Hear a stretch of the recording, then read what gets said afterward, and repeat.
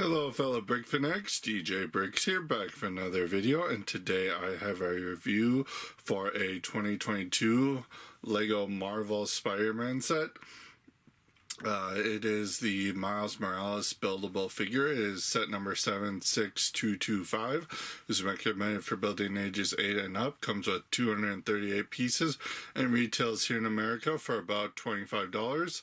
And this is more of what was introduced at the start of the year, the new buildable figure relaunch, where you actually more build up the figure.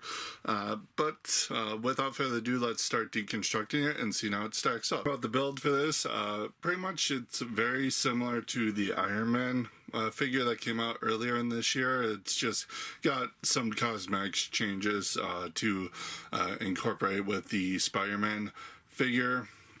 It does introduce a couple new pieces where the hips attach. There's a new ratchet joint piece down there for make this a little bit slimmer and slicker. You do have a new piece up here for the shoulder pad though. That is also new. It does reuse the same piece that got introduced with the Iron Man figure. You have some nice color scheming, very much looking like Miles' outfit in the comics. All of what you see is printed. I will say the red on the torso and down here doesn't quite match the red of the costume, and that's a shame because up here at the top of the head, that does look perfect. That is very well printed, and they did a good job there, but the quality on the torso prints, very not good. And spin this around, you have some back detail. Shame that they don't have a printed piece back here for the spider that's on the back of Miles' suit. That is just a shame, but this is all very nicely covered up and doesn't look too bad from the back. LEGO does have that problem from time to time.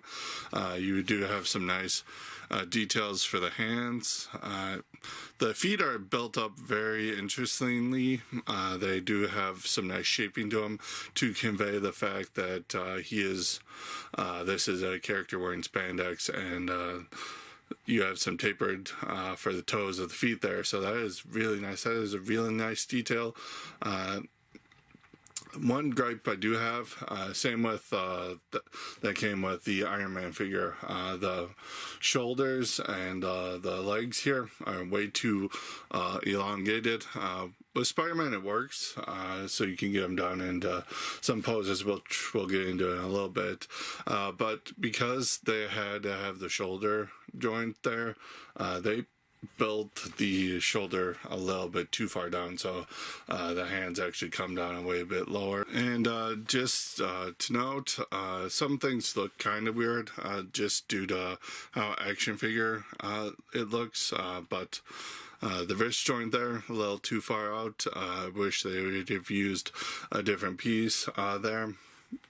Again, it's just making this thing look way longer than it should, but it also does have the added benefit of letting us get this into some nice poses. So you also do have clips here on both the palms of the hands. That is for accessories to be clipped in, and they do give you some blue webbing.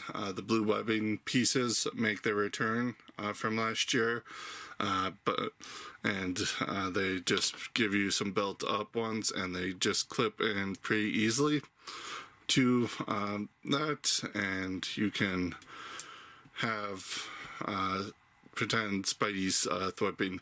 But taking those accessories away for a moment, let's get into articulation. Head is on a free ball joint, just like the Iron Man one.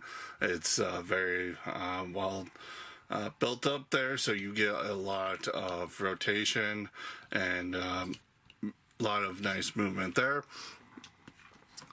The shoulder pads have the benefit of hinging up out of the way, so you can get all the way up. You can get 360.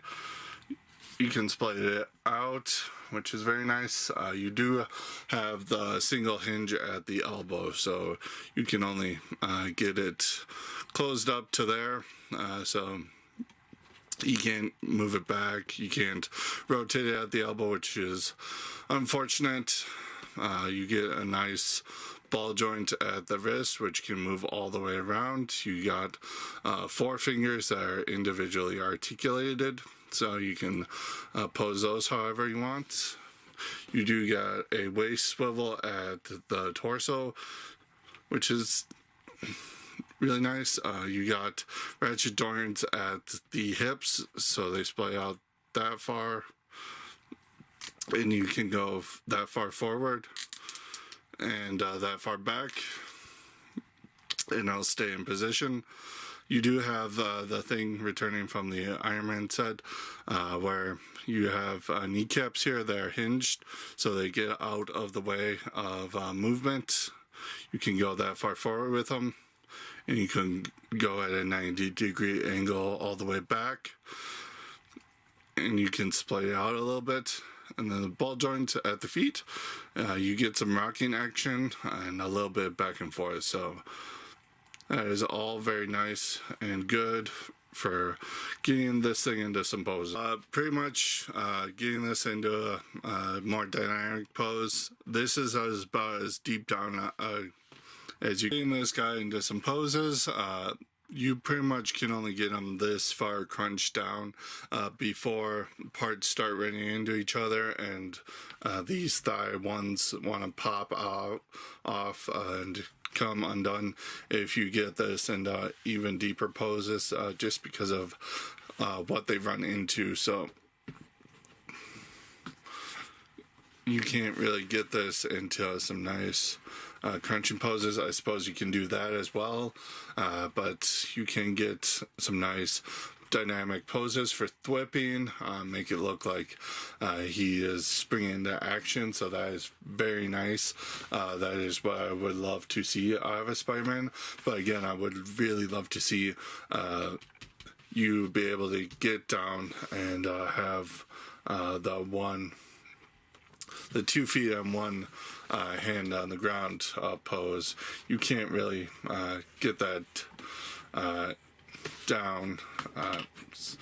Suppose you can do that, but then the figure just wants to fall over and it doesn't look very good. So you can get this into some nice poses, play with it very nicely, but it is limited a little bit by the articulation points and just how the figure is designed. Pieces, you just get a smattering of extra studs and quarter tiles and a Technic piece, and the more interesting part, that trans blue web pack. You do get the ones that are not used in the main build there. So that is pretty nice. We only ever got that color for that pack in one other set, so that is pretty nice to get. So looking at the instructions, you do have the same front cover we've been seeing since the summer, with a white background with the bricks, the awful product rendering. They have gotten better, I will say. But it is still very obvious that that is a render. QR code for using the building app. Front couple pages do address how that building app is used, as well as saying for the umpteenth time that bags are coming. You do have a progress bar with the studs pointing at this time. Build does take about 88 steps and 88 pages there. You do have a cross cell there for the rest of the Spider-Man buildable figure wave. You do have part inventory at the back there, and then you have Pirates pointing the wind product. Looking at the box, it's the same size as the Iron Man figure that came out earlier in the year, so I guess this is about the size that we're going to see for these buildable figures. You got the Lego Spider-Man logo up at the top. You got a nice product shot of the set there against a New York background. You got the set specs. It does name the character down here at the bottom, just so you know which figure you're getting. Spider-Man logo in the corner there. Top of the box, you do have the printed headpiece for this build, supporting the actual size reference, and then you can see we do have the comic panel brick motif that we've been seeing for quite a while. Promotional art of Spider-Man there on the side, and then back of the box you just have another shot of the set, as well as a nice dynamic pose for the Miles figure. So going into my final thoughts for the set, build-wise, it was a very enjoyable build, though it is marred by the same complaints I had with the Iron Man figure of just the wonky proportions, and then just how limiting some of the build comes when you deal with the articulation. You can't really get this thing into too many poses, especially the more action-oriented poses you would want for a Spider-Man figure. Getting all down and crouchy and getting into wall crawling poses, those are both kind of hard to do. And that's exactly what you want with a Spider-Man figure, and you don't get that here. You get weird proportions with I mean, the shoulder pads do make it look nice, but it does kind of offset the proportions a lot. So that's no good. It does look like Miles Morales, however. They did a very good job. The designer did a good job at capturing that. Again, only real complaint I would have there is the back of the figure having his spider logo that's on the back. You kind of have it there with the round inverted round tile there, but I would have liked to have seen an actual representation of that spider logo that is on his back. Quality wise, again, it falls down to the prints there. Again, the head is perfect. The red is there, is the exact color it should be. The white of the eyes is perfect. It's just the prints that make up the designs on the torso there. It's just not where the red needs to be. It's red that's supposed to match the red of the plastic, and it just doesn't. It really needed one more pass of either the white beneath it for the primer, or just another pass of the red. It needed one of those two, and it would have been fine. But again, bad quality there. And $25 for these figures. Yeah, that's about on par with Hasbro. Their Marvel Legends and their Star Wars figures, even in this inflated market, they cost about $25 as well. So that's about, if Lego's trying to capture that action figure market, that's the same price as Marvel Legends. So I agree with that price.